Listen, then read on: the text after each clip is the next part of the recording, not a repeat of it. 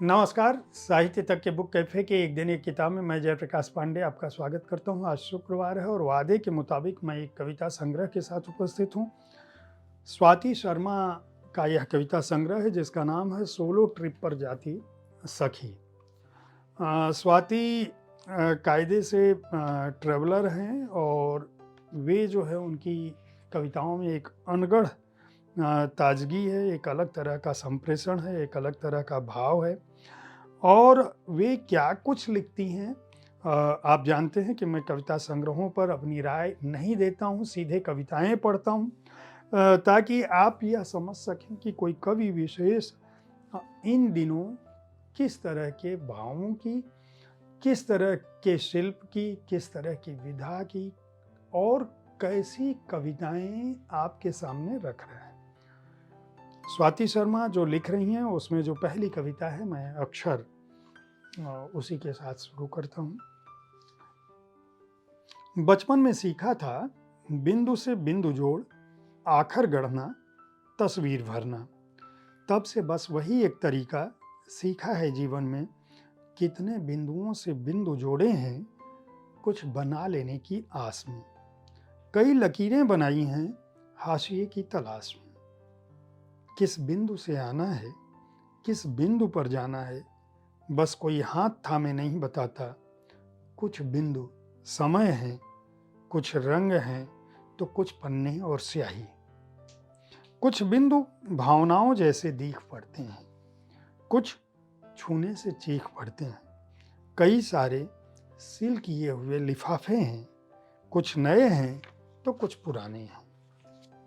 क्या ये सब बिंदु मैं हूं? क्या मैं इन सब में हूं? या मैं वो हूं जो दूर लकीरें बना रहा है, जो इस कभी न बनने वाले शब्द को गढ़ रहा है। मैं जानती हूं आप मुझसे मिलना चाहते हैं, कहिए किस बिंदु से मिलेंगे आप।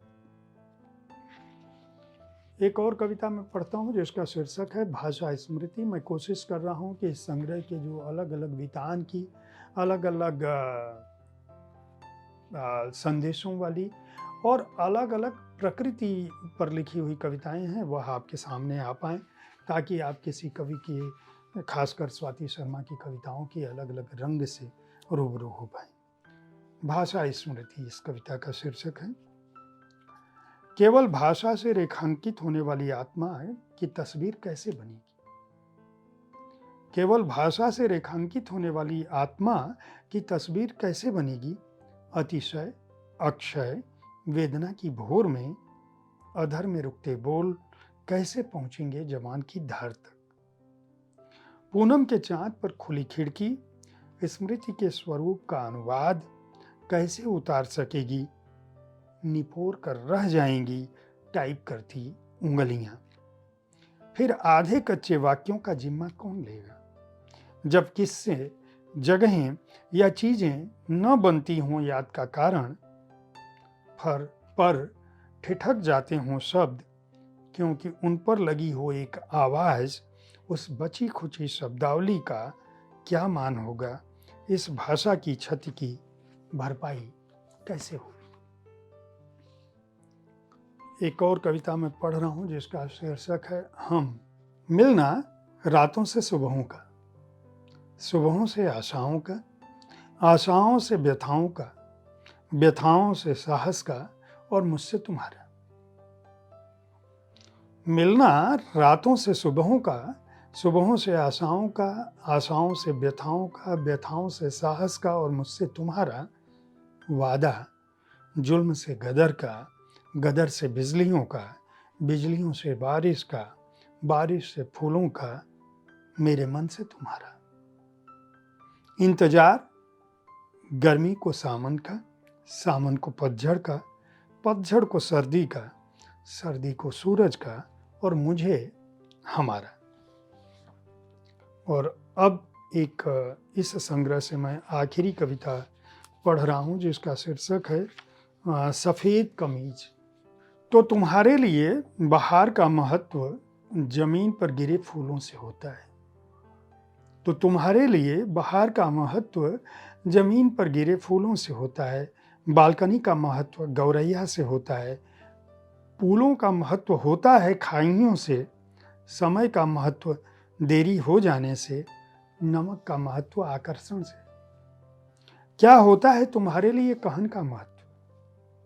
सुन लेने वाले कानों से गद्य का महत्व, उसके कवित्व से अनुपस्थिति का महत्व पिता से। और क्या होता है रोटी का महत्व? उगाने वाले से। नाव का महत्व उसमें कील ठोकने वाले हाथों से। हवा का महत्व मशक्कत का पसीना सुखाने से। कतार का महत्व सबसे पीछे खड़े पांवों से। कब होता है तुम्हारे लिए विचार का महत्व? नजरअंदाज किए दुखों से। विचारधारा का महत्व उसका बोझ ढोती पीठ से। मुख्य धारा का महत्व हाशिए से। तुम्हारी सफेद कमीज साफ रखने को बहुत मैले हाथ लगे हैं। कब होगा तुम्हारे लिए सफेद कमीज का महत्व उस पर लगे उपेक्षित धब्बों से।